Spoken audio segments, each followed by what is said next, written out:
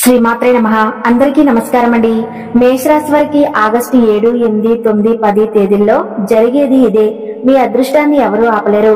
అలాగే మేషరాశి వారికి ఈ 4 రోజులలో 2 అతిపెద్ద శుభవార్తలు వినబోతున్నారు. చుట్టూ ఎవరూ లేనప్పుడు మాత్రమే ఈ వీడియో చూడండి.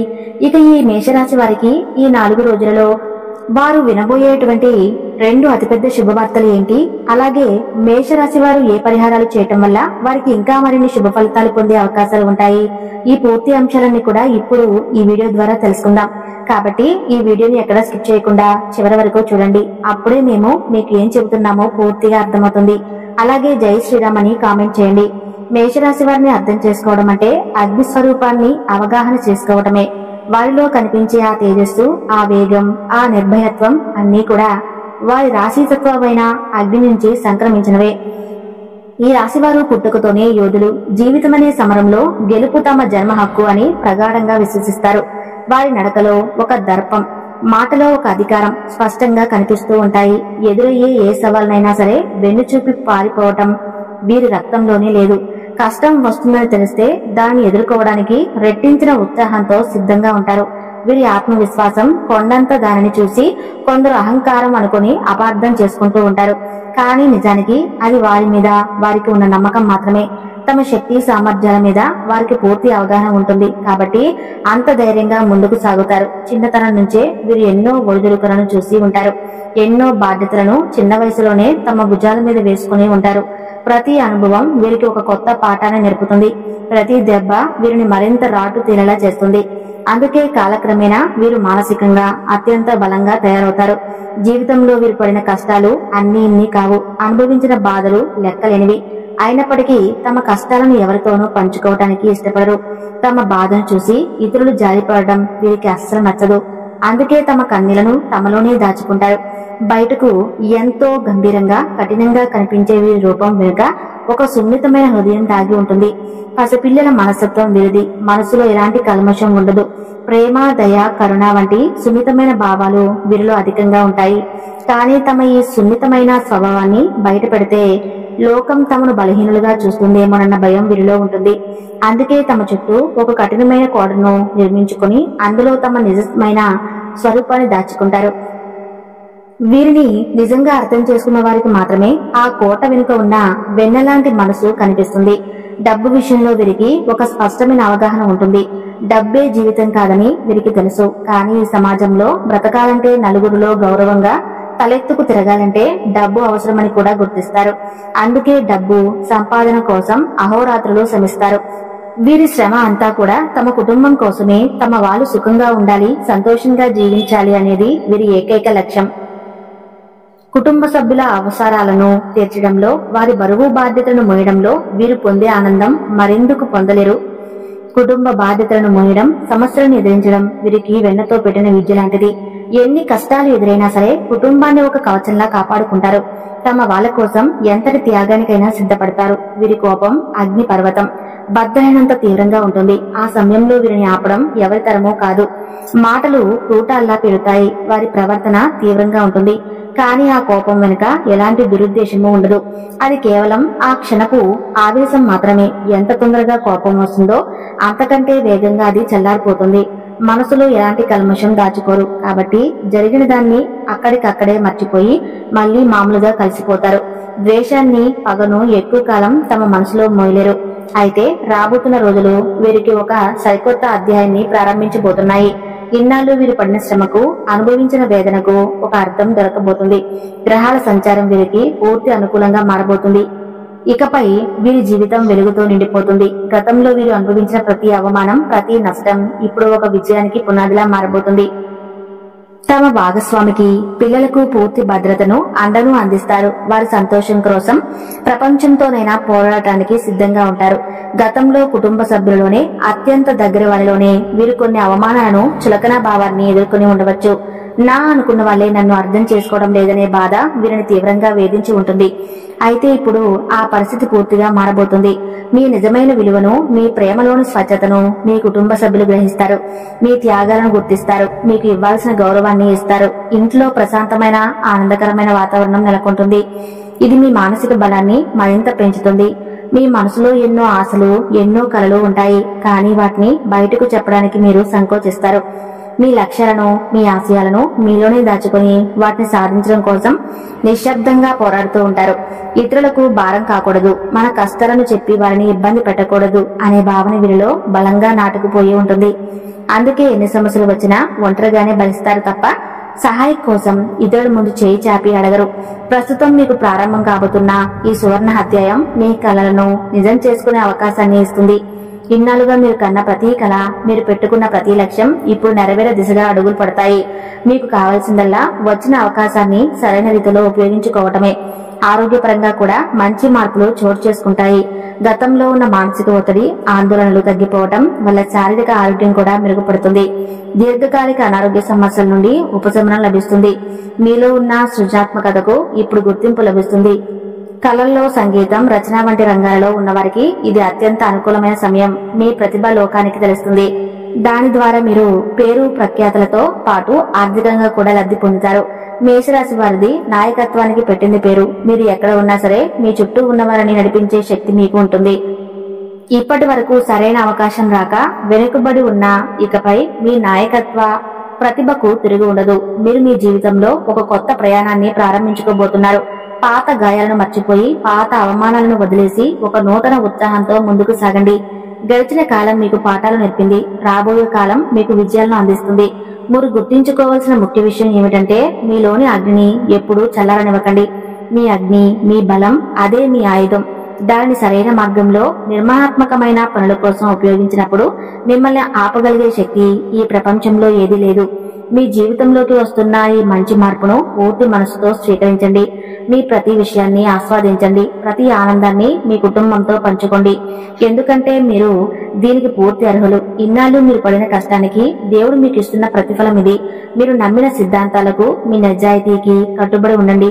విజయం వస్తున్న కొద్దీ మరింత ఒదిగి ఉండండి. అహంకారాన్ని దరిచేరనివ్వకండి. మీ మంచితనమే మీకు శ్రీరామ రక్షగా నిలుస్తుంది. మిమ్మల్ని ఉన్నత శిఖరాలకు చేరుస్తుంది. ఇకపై మీ జీవితం అంతా విజయాలు, సంతోషాలతో నిండిపోవాలని మనస్ఫూర్తిగా కోరుకుందాం. అలాగే మీ యొక్క అతిపెద్ద బలహీనతే మీ బలంగా మార్చుకోవాల్సిన సమయం ఇది. మీ బలహీనత ఏమిటంటే మీరు మానసికంగా చాలా మెత్తటి మనసు కలవారు. అందరినీ వెంటనే మీ సొంత వారిలా భావించి మీ గుండెల్లోకి ఆహ్వానించి నమ్మేస్తారు. వారి కష్టాలకు వెంటనే కరిగిపోయి మీకు లేకపోయినా సహాయం చేయడానికి ముందుకొస్తారు. ప్రజలు మీ సరళతను, మీ మంచితనాన్ని అవకాశంగా తీసుకుని మిమ్మల్ని వాడుకుంటారు. కానీ ఆ విషయం మీకు చాలా ఆలస్యంగా జరగాల్సిన నష్టం జరిగాక తెలుస్తుంది. ఇప్పుడు మీరు మానసికంగా ఉక్కులా మారాల్సిన సమయం వచ్చింది. గడిచిన సంవత్సరాలలో ఎంతమంది మీ నమ్మకాన్ని కాలరాశారో ఒక్కసారి గుర్తు తెచ్చుకోండి. మీ మంచితనాన్ని అవకాశంగా తీసుకుని ఎంతమంది మిమ్మల్ని వారి సొంత పనులకు, వారి స్వార్థానికి ఒక నిచ్చెనలా వాడుకున్నారో ఆలోచించండి. కానీ ఇప్పుడు ఆ గత కష్టాలను, ఆ చేదు జ్ఞాపకాలను ఒక చెత్త కుండీలో వేసినట్లుగా పూర్తిగా వదిలేసి మీ కళ్ళ ముందు కనిపిస్తున్న బంగారు భవిష్యత్తుపై దృష్టి పెట్టండి. జరిగిపోయిన దాని గురించి బాధపడుతూ కూర్చోవటం వల్ల ప్రయోజనం శూన్యం. ఎవరైనా మిమ్మల్ని నమ్మక ద్రోహం చేశారా, వారిని మనస్ఫూర్తిగా క్షమించి వారిని ఆ భగవంతుడికి వదిలేయండి. కాలమే వారికి సరైన బుద్ధి చెబుతుంది. గడిచిపోయిన సమయం ఎలాగో తిరిగి రాదు. కానీ దాని గురించి పదే పదే ఆలోచిస్తూ ఉంటే అది మీ వర్తమానాన్ని, భవిష్యత్తును కూడా నాశనం చేస్తుంది. రాబోయే 4 రోజులు అంటే ఆగస్టు 7, 8, 9, 10 తేదీలలో గ్రహాల సంచారం మీ జీవితంలోని వివిధ అంశాలపై ఎలాంటి ప్రభావం చూపబోతుందో వివరంగా తెలుసుకుందాం. ఇది కేవలం ఒక రాశిఫలంగా కాకుండా మీలో ధైర్యాన్ని, ఉత్సాహాన్ని నింపే ఒక ఆత్మీయ సంభాషణగా భావించండి. గ్రహాలు మనకు మార్గదర్శకాలు మాత్రమే. అంతిమంగా మన సంకల్పం, మన ప్రయత్నమే మనల్ని గెలిపిస్తాయి. ఈ గ్రహ స్థానాలను ఒక అవకాశంగా మలుచుకుని రాబోయే రోజులను ఎలా అద్భుతంగా తీర్చిదిద్దుకోవాలో చూద్దాం. ముందుగా ఆగస్టు 7 తేదీన ఏ విధంగా ఉంటుందో తెలుసుకుందాం. మీ ప్రయాణం కాస్తంత నిశ్శబ్దంగా, ఆత్మ పరిశీలనతో మొదలవుతుంది. ఎందుకంటే మీ రాశికి స్థానమైన 12వ ఇంట్లో చంద్రుడు క్రమశిక్షణకు కారకుడైన శని భగవానుడితో కలిసి సంచరిస్తున్నాడు. దీనివల్ల మీ మనసులో కాస్త ఆందోళన, తెలియని ఒత్తిడి ఉండవచ్చు. కానీ భయపడాల్సిన అవసరం లేదు. ఇది మిమ్మల్ని మీరు పునఃసమీక్షించుకోవడానికి, మీ బలహీనతలను గుర్తించి సరిదిద్దుకోవడానికి ప్రకృతి ఇస్తున్న ఒక సువర్ణ అవకాశం. ఉద్యోగస్తులైన మీకు గురువారం రోజు కాస్త నెమ్మదిగా సాగవచ్చు. మీపై అధికారులు లేదా సహోద్యోగులతో చిన్నపాటి అభిప్రాయ భేదాలు వచ్చే సూచనలు ఉన్నాయి. మీ 4వ ఇంట్లో ఉన్న సూర్యుడు, బుధుడు మిమ్మల్ని గృహ సంబంధిత విషయాలపై ఎక్కువ దృష్టి పెట్టేలా చేస్తాయి. అందుకే ఆఫీసులో అనవసరమైన వాదనలకు దిగకుండా మీకు అప్పగించిన పనిని శ్రద్ధగా, ప్రశాంతంగా పూర్తి చేయడానికి ప్రయత్నించండి. ఈ రోజు కొత్త ప్రాజెక్టులు మొదలుపెట్టడం లేదా కీలక నిర్ణయాలు తీసుకోవటం కన్నా ఉన్న వాటిని పక్కాగా ప్లాన్ చేసుకోవటం ఉత్తమం. వ్యాపారస్తులు గురువారం రోజు ఆర్థిక విషయాలలో చాలా జాగ్రత్తగా ఉండాలి.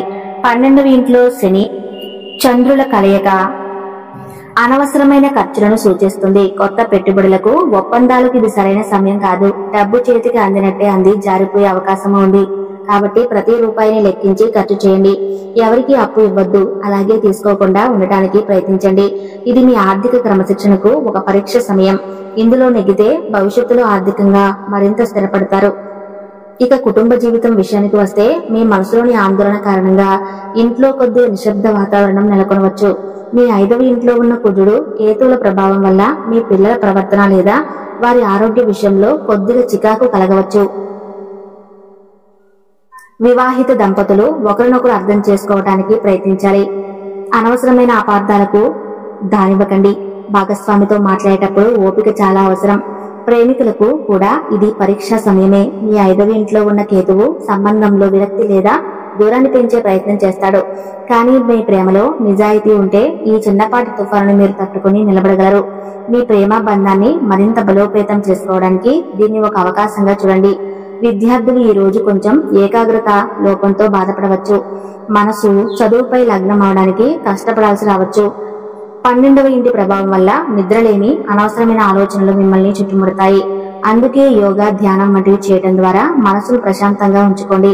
కష్టమైన సబ్జెక్టులను పక్కన పెట్టి తేలికైన వాటిని రివిజన్ చేసుకోవడానికి ప్రయత్నించండి. ఆరోగ్యం విషయంలో కొద్దిగా శ్రద్ధ అవసరం.